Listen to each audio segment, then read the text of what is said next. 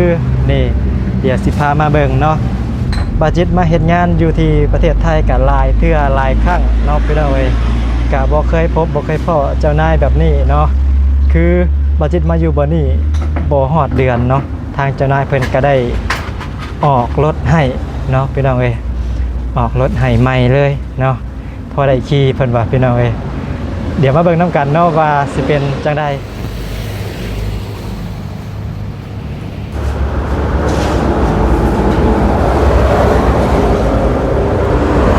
ทักทายสบายดีและสวัสดีพ่อแม่พี่น้อง FC เบิร์ดสุคนเด้อยินดีต้อนรับทุกคนเข้าสู่ช่อง YouTube ของบ่าวจิตบ้านโคกอีกแล้วเนาะพี่น้องเอ้ยทักทายสบายดีบรรยากาศตอนบ่ายๆเนาะตอนนี้กะเวลาประมาณบ่าย2โมงเนาะพี่น้องเอ้ยหลังจากที่เมื่อวานนี้บ่าวจิตก็ได้หยุดพักผ่อนไปแล้วเนาะพี่น้องมื้อนี้ก็คือเก่ามาสู่เวียกสู่งานคือเก่าเนาะพี่น้องเอ้ยส่งบรรยากาศตอนบ่าย2โมงเนาะตอนนี้ก็บ่ค่อยมีลูกค้าสิเข้าแต่ช่วงตอนเที่ยงเนาะพอฮอดกายเที่ยงมาแล้วช่วงบ่ายๆก็บ่ค่อยมีลูกค้าเนาะพี่น้องก็พากันนั่งเงียบเนาะส่วนหลายลูกค้าสิเข้าตอนเช้าแล้วก็ตอนเที่ยงสิเข้ามาหลายเนาะก็ประมาณนี้เนาะเดี๋ยวมื้อนี้บ่จิตสิพาทุกคนมาเบิ่งความใจดีของเจ้านายเนาะความใจดีของเจ้ของบัจิตที่ได้มาเห็นงานอยู่วันนี้เนาะการที่เฮาเสียงรถอาจสิดังในเด้อเนาะพี่น้องเอ้ยอยู่ใกล้แคมทางเนาะอยู่ใกล้แคมทางเสียงอาจจะดังแน่ก็คือการที่เฮามาเฮ็ดงานอยู่ฝั่งไทยนี่เนาะก็คือเฮาก็ต้องได้มันเหมือนกับการเสี่ยงโชคเสี่ยงดวงเนาะพี่น้องเอ้ยการที่เฮามาเฮ็ดงานอยู่ทางฝั่งไทยนี่เสี่ยงโชคเสี่ยงดวงก็คือเสี่ยงดวงกับเจ้านายเนาะว่าเฮาสิพอเจ้านายรูปแบบใดสิพอเจ้านายใจดีบ่หรือว่าเจ้านายร้ายบ่เนาะเจ้านายขี้ร้ายก็อยู่นำกับบ่ได้เด้เนาะพี่น้องเอ้ยนะบาจิตมาเฮ็ดงานรอบนี้ก็ถือว่าโชคดีไปเนาะพี่น้องเอ้ยเสี่ยงดวงเสี่ยงโชคชะตามาพอเจ้านายก็ใจดีเนาะเมื่อนี้บัจิตสิมาเว้าความใจดีของเจ้านายหรือว่าเจ้ของบัจิตเนาะก็คือนี่แหละเมื่อนี้เพิ่นก็ไปธุระเนาะเมื่อนี้เพิ่นบ่ได้อยู่ซอยก็บัจิตก็เฮ็ดกันกับนางเอก2คนเนาะลูกค้าก็บ่หลายมาเรื่อยๆนะก็พอเอาทันอยู่เนาะแต่ว่าช่วงตอนเที่ยงนี้โอ้บ่ไหวเนาะลูกค้าแบบมาเรื่อยๆนะพี่น้องเอ้ยลูกค้ามาเต็มโต๊ะเลยช่วงเที่ยงนะเมื่อนี้เจ้เพิ่นกะไปธุระเนาะพาแม่ไปหาหมอวาสัตเนาะพี่น้องเอ้ยปาจิตกะบ่มีลูกค้าก็ถือโอกาสถ่ายคลิปจักหน่อยนึงเนาะทางเจ้เพิ่นกะบ่ได้ว่าหรอกเนาะถ้าว่าว่างเพิ่นก็อยากให้ถ่ายซ้ำเนาะพี่น้องเอ้ยอยากให้ถ่าย YouTube อยากให้มีรายได้เพิ่มอีก2ทางนึงว่าซั่นเนาะทางเจ้กะใจดีเมื่อนี้ปาจิตกะสิมารีวิวห้านแล้วก็มาเว้าถึงความใจดีของเจ้านายที่บัจิตได้มาเฮ็ดงานอยู่วันนี้ประมาณ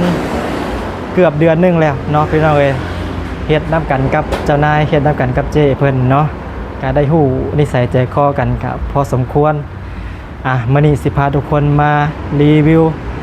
ห้านแล้วก็มาเว้าความใจดีของเจ้เนาะพี่น้องเอ้ยมาเบิ่ง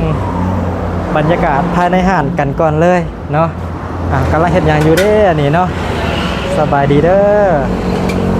เนาะพี่น้องเอ้ยบรรยากาศภาพในห้านก็ประมาณนี้มื้อนี้รู้สึกว่าแดดสิร้อนเนาะแดดร้อนเป็นพิเศษนี่อยู่ติดกับถนนใหญ่แบบนี้เลยเนาะพี่น้องเอ้ยเป็นห้านบ่ใหญ่เนาะเป็นห้านข้างทางห้านน้อยๆถ้าว่าผู้ใดกายไปกายมาก็แวะมาทักทายบ่าวจิตแล้วก็มาอุดหนุนได้เด้อเนาะพี่น้องเอ้ยราคาก็บ่แพงเนาะนี่ราคาบ่แพงเริ่มต้นที่50 บาทบรรยากาศภายในห้านเป็นประมาณนี้มีโต๊ะอยู่ประมาณ6โต๊ะเนาะพี่น้องเอ้ยแต่ว่าเมนูกับข้าวก็มีหลากหลายให้เลือกเด้อเนาะพี่น้องเอ้ยบ่ว่าจะเป็นก๋วยเตี๋ยวข้าวขาวัวข้าวขาหมูต้มแซ่บนะลวกจิ้มก็มีเกาเหลา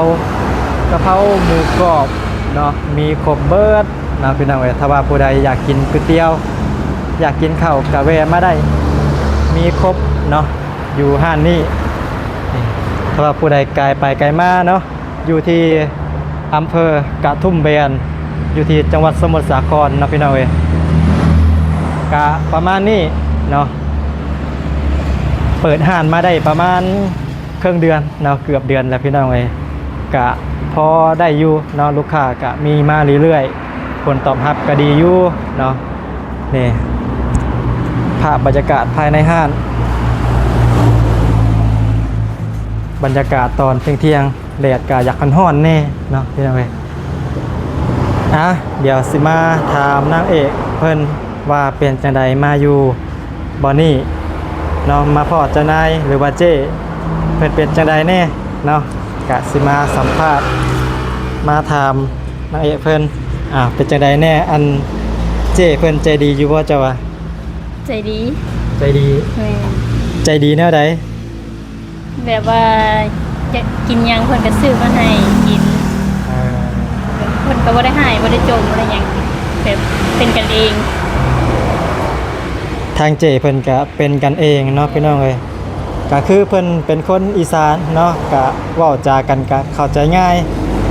เป็นคนอีสานเป็นคนโคราชแม่นบ่เนาะแม่นบ่เป็นคนโคราชแต่ว่าคนเว้าลาวได้ดอกพี่น้องเอ้ยเป็นคนอีสานเว้าง่ายๆกันเนาะคนอีสานกับคนลาวก็เว้าภาษาเดียวกันนั่นแหละเนาะคล้ายๆกันเว้ากันเข้าใจง่ายเนาะทางเจ้เพิ่นก็บ่ได้ให้เนาะตั้งแต่มาอยู่นี่เฮ็ดผิดพลาดก็เพิ่นก็บ่ได้ให้เนาะมีแต่เว้าบอกหน่อยนึงนะก็ประมาณนี้ตอนเช้าๆเนาะคู่มือเพิ่นต้องมีของฝากต้องมีขนมหรือว่าข้าวเหนียวหมูปิ้งต้องมีอย่างติดมือมาให้ลูกน้องเนาะพี่น้องเอ้ยเพิ่นก็เป็นคนใจดีเนาะนี่แหละถึงว่าการมาเฮ็ดงานอยู่ที่ประเทศไทยก็คือการเสี่ยงดวงเสี่ยงโชคเสี่ยงดวงเอาเนาะมาพอเจ้านายใจดีก็ดีไปเจ้านายเสี่ยงงานแม่นเสี่ยงกับเจ้านายเสี่ยงกับงานว่าสิเป็นจังใดเป็นรูปแบบใดเนาะพี่น้องเอ้ยก็บัดจิตก็โชคดีไปเนาะมาพอเจ้านายใจดีนะอยากกินหยังก็เฮ็ดกินเองอยากกินหยังก็เฮ็ดกินได้ภายในห้านนี่เนาะแต่ว่าเฮาก็ต้องเฮ็ดกินเองเพราะว่าจะเป็นเกาเหลาก๋วยเตี๋ยว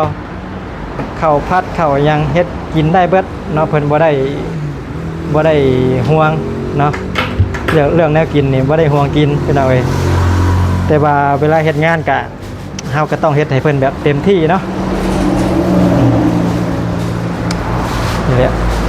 ภาพบรรยากาศภายในห้างกับประมาณนี้นี่เดี๋ยวมาเบิ่งของกินก่อนเสบียงอาหารทางเจ้เพิ่นซื้อมาฝากเนาะอัน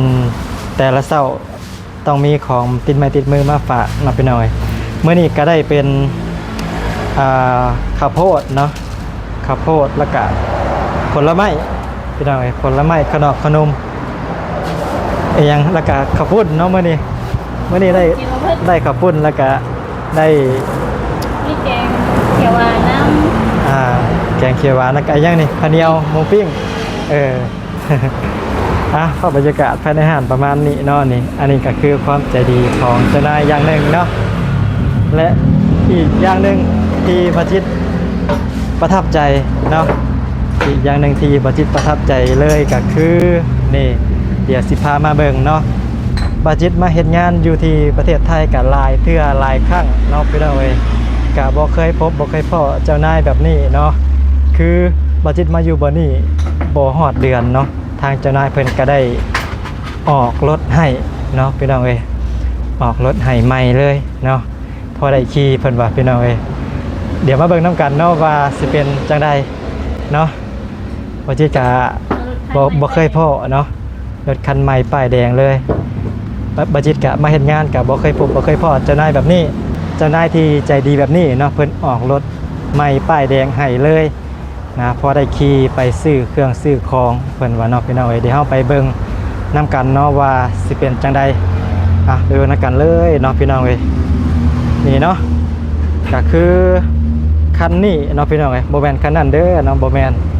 คันนี้นี่อันนี้ก็คือเป็นรถของทางเจเพิ่นเนาะที่เพิ่น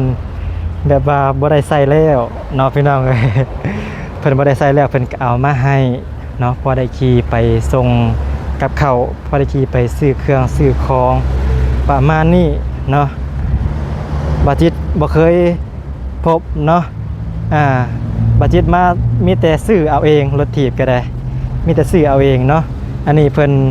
แบบว่าเอามาให้ขี่เนาะเอามาให้ขี่พอได้ไปซื้อเครื่องซื้อของไปตลาดตะลีเนาะพี่น้องเอ้ยนี่ก็ยังสภาพโอเคอยู่เนาะเด้อคักหลายพี่น้องเอ้ยได้มาซื่อๆเนาะอันนี้ก็ได้ก็บ่ได้ติอีหยังดอกรถถีบเนาะที่แรกเพิ่นว่าสิเอารถจักรเนาะรถจักรหรือว่ารถมอเตอร์ไซค์มาให้เพิ่นว่าแต่ว่าบาจิตก็บอกว่าบ่เป็นหยังเนาะขอรถถีบก็พอขอรถถีบพอได้ขี่ไปเซเว่นก็พอเนาะรถจักรก็คือมันสิอันตรายโพดเนาะพี่น้องเอ้ยบาจิตก็บ่ได้ขี่ไปทางใดไกลดอกเนาะเฮ็ดงานก็บ่อนพักก็ใกล้ๆนี่เนาะบ่อนพักบ่อนอยู่ก็ใกล้ๆนี่ก็ย่างมาก็ได้เนาะแต่ว่าเพิ่นก็ใจดีเนาะเอารถอันแมงกะไซมาให้พี่น้องเอ้ยเนาะรถจักรยานนี่เดี๋ยวบาจิตสิลองนั่งเบิ่งก่อนสิเป็นจังไดเนาะโอ้นี่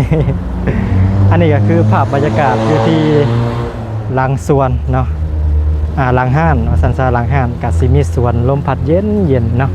บรรยากาศดีอยู่ที่หลังห้านนี่เป็นสวนมะพร้าวพี่น้องเอ้ยนี่อันนี้ก็คือความใจดีของเจเพิ่นเนาะที่เพิ่นได้เอามาให้เนาะพี่น้องเอ้ยนี่คักลายเนาะปันนี้แหละบัจิตกะสิได้ไปหาเลาะหาเที่ยวแน่เนาะพี่น้องเอ้ยนี่เนาะพี่น้องเอ้ยบัจิตได้ซ้ำนี่ก็ถือว่าดีแล้วเนาะไปอยู่ไสก็บ่เคยได้ดอกพี่น้องเอ้ยบ่เคยได้ที่เจ้านายเพิ่นสิเอามาให้ซื่อๆแบบซี่เนาะเอามาให้ขี่ฟรีๆแบบนี้เนาะหายากอันนี้บัจิตกะดีใจหลายเนาะพี่น้องเอ้ยเอามาให้มื้อเช้านี้เลยนี่เนาะได้ซ้ำนี่ก็ดีใจแล้วพี่น้องเอ้ยไปอยู่มากอะ3-4 บอลแล้วแต่ยังบ่พอเนาะ และอีกประมาณ 3-4 เดือนเนาะเดือนตุลาทางเจเพิ่นบอกกับบาจิตเช้านี้ว่าสิพาไปเที่ยวทะเลเนาะพี่น้องเอ้ยนะบาจิตก็บ่เคยพ้ออีกแล้วเนาะบ่เคยพ้อคือกันบ่เคยพ้อที่เจ้านายเพิ่นสิพาไปเที่ยวเนาะเพิ่นก็ถามเฮาว่าเฮาอยากไปเที่ยวไสเนาะเคยไปเที่ยวทะเลบ่เดี๋ยวเจสิพาไปเที่ยวเพิ่นว่าโอ้เนาะพี่น้องเอ้ยนี่เดี๋ยวสิไปถามอันแม่ครัวเฮาก่อนเนาะนี่แม่ครัว เป็นจะได้ลูกค้าหลายบ่มื้อนี้ มีแต่ตอนเที่ยง มีแต่ตอนเที่ยงเนาะปกติเนาะมีแต่ตอนเที่ยงแบบกำลังสิเงียบเลย อันเช้านี่เจเพิ่นว่าจังไดแน่เพิ่นว่าสิพาไปเที่ยวบ่ เวลาที่เปิดเดินเลยเดือนนี้ อยู่กับเพิ่นโดนๆเดือนตุลา ถ้าไปเที่ยวทะเล เที่ยวไสนะ ทะเล โอ้ดีใจหลาย เพื่อนจองห้องไว้จองโรงแรมไว้ จองไว้แล้วบ่โอ้ เพราะว่าคนหลายเนาะต้องได้จอง คนหลายต้องได้จองไว้ตั้งแต่ตอนนี้เลยเพิ่นว่าเนาะสิพาไปเที่ยวทะเลเนาะพี่น้องไอ้ป้าบาจิตตั้งแต่เกิดเนาะยังบ่เคยไปเที่ยวทะเลจักเทื่อนี่เคยเห็นอยู่แต่ว่าบ่เคยลงเล่นน้ำทะเลบ่เคยสัมผัสนะมีแต่เคยกายไปกายมาอยู่เนาะอันนี้ครั้งแรกแหละพี่น้องไอ้ถ้าว่าเจเพิ่นสิพาไปอีหลีเนาะเพิ่นก็เว้าหลายเทื่อแล้วล่ะเนาะสิพาไปเที่ยวว่าซั่นเนาะ ขายดีได้กำไร ถ้าว่ายอดขายดีเนาะยอดขายดีสิพาไปเที่ยวเพิ่นว่าเป็นจังไงกะดีใจหลายเนาะบาจิตกะในเมื่อเพิ่นใจดีกับเฮาก็ต้องตั้งใจเฮ็ดงานเนาะ เอาใจแลกใจว่าซั่นซะเนาะพี่น้องเอ้ยบาจิตก็ตั้งใจเฮ็ดงานเนาะเต็มที่กับเวียกกับงานพี่น้องเอ้ยบรรยากาศภายในห้านก็เป็นประมาณนี้เนาะห้านก็เป็นห้านน้อยๆมีประมาณ5-6โต๊ะมีโต๊ะบ่หลายเนาะก็ มื้อนี้ก็มาเว้าถึงเรื่องความใจดีของเจ้เพิ่นเนาะของเจ้านายก็บ่มีอิหยังหลายมาให้ทุกคนเบิ่งห้านเนาะพาทุกคนมาเบิ่งบอนที่บัจิตเฮ็ดงานอยู่ว่าเป็นจังใดมาเฮ็ดงานรอบนี้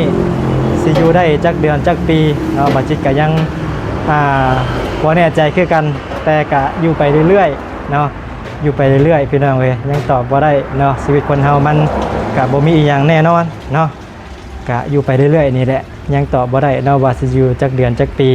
นะถ้าว่าอยู่โดนๆทางเจ้เพิ่นก็คือสิใจดีอยู่พาไปเที่ยวนั่นเที่ยวนี่นั่นแหละเนาะพี่น้องเว้ยก็ประมาณนี้เนาะสำหรับคลิปวิดีโอนี้พี่น้องเว้ยก็ประมาณนี้เนาะบัจิตก็โชคดีไปเนาะมาเฮ็ดงานครั้งนี้ก็ได้พบเจ้หรือว่าเจ้านายใจดีอยู่พี่น้องเว้ยนะสำหรับคลิปวิดีโอนี้บัจิตก็สิได้ขอตัวจบคลิปไว้เพียงส่ำนี้ก่อนเด้อเนาะพี่น้องเว้ยจังใดก็ฝากเป็นกำลังใจให้บัจิตเนี่ยเนาะถ้าผู้ใดไกลไปไกลมากก็แวะมาทักทายแล้วก็แวะมาอุดหนุนได้เด้อเนาะก็ประมาณนี้เนาะโอเคสำหรับคลิปนี้ก็สิได้ขอตัวคำว่าสบายดีขอตัวลาไปก่อนเด้อพี่น้องเว้ยบ๊ายบาย สวัสดี